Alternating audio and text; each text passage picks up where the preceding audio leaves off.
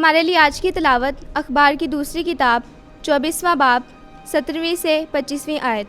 और योयादा की वफ़ात के बाद यहूदा के सरदार आए और बादशाह को सजदा किया और बादशाह ने उनकी सुनी।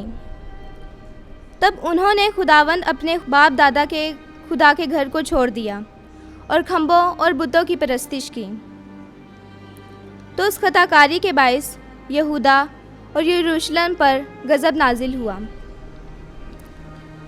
और उसने उनके पास अंबिया भेजे ताकि वो उन्हें खुदावंद की तरफ फेरें, और उन्होंने उन पर गवाही दी मगर वो शिनवा ना हुए।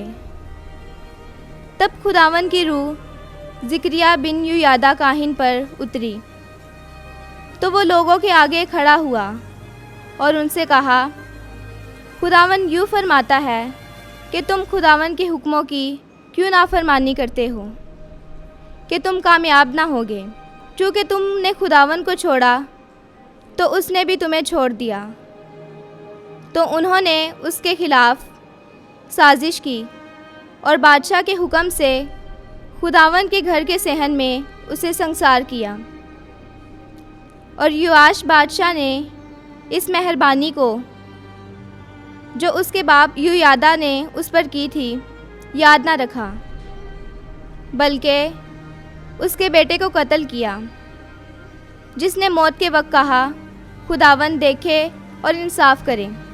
और साल के इख्तिताम पर ऐसा हुआ कि इराम का लश्कर उस पर चढ़ आया और वो यहूदा और यरूशलेम में आए और लोगों के तमाम रईसों को हलाक किया और अपनी लूट का सारा माल दमिश्क के बादशाह के पास भेजा।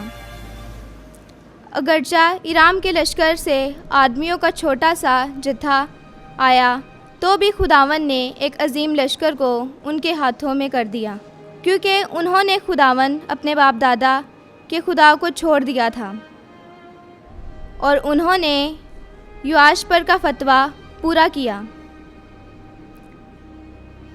जब वो उसके पास से चले गए, उन्होंने उसे बहुत बीमारियों से छोड़ा। जब वो उसके पास से चले गए, उन्होंने उसे बहुत बीमारियों में छोड़ा। और उसके खादमों ने योयादा काहिन के बेटे के खून के सबब से उसके खिलाफ़ साजिश की और उसे उसके पलंग पर कत्ल किया। तो वो मर गया और दाऊद के शहर में दफनाया गया, लेकिन उन्होंने उसे बादशाहों की कब्रों में ना दफनाया। पाक कलाम के पढ़े और सुने जाने पर खुदावंद की बरकत हो। खुदा का शुक्र हो।